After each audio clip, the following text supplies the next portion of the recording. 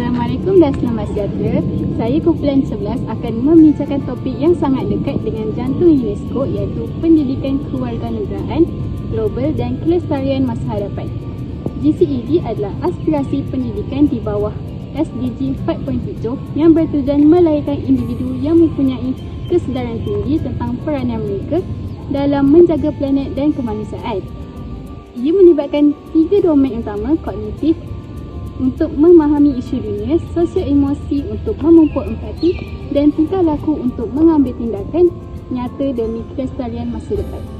Model vision yang kami bina ini berpusat kepada sebuah bulatan yang sempurna, dibentuk menggunakan batu-batu kecil. Bulatan batu ini melambangkan bumi kita yang bersifat terhad dan rapuh. Di tengah-tengah bulatan ini kami menanam sebatang anak pokok atau ranting hijau yang segar yang melambangkan generasi masa hadapan yang sedang tumbuh. Untuk melindungi anak pokok ini, kami mengelilinginya dengan pasir putih dan batu-batu sungai yang bersih yang menjadi simbol kepada keamanan dan keadilan. Jika batu-batu ini beralih atau pasir ini dicemari, maka anak pokok tersebut tidak akan dapat bertahan. Ini adalah gambaran jelas tentang tanggungjawab kita dalam memastikan kelestarian alam sekitar.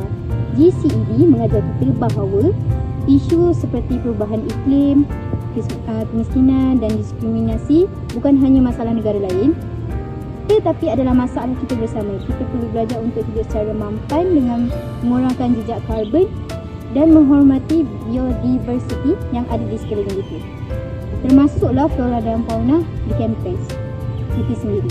Sebagai pendidik, kita adalah ejen perubahan yang akan menyemaikan nilai-nilai mampan ke dalam hati setiap murid kita agar mereka membesar sebagai pelindung bumi, bukannya pemusuh. Kami, mahasiswa sarjana muda pendidikan, berikrar bahawa kami akan menjadi hamba bumi yang setia.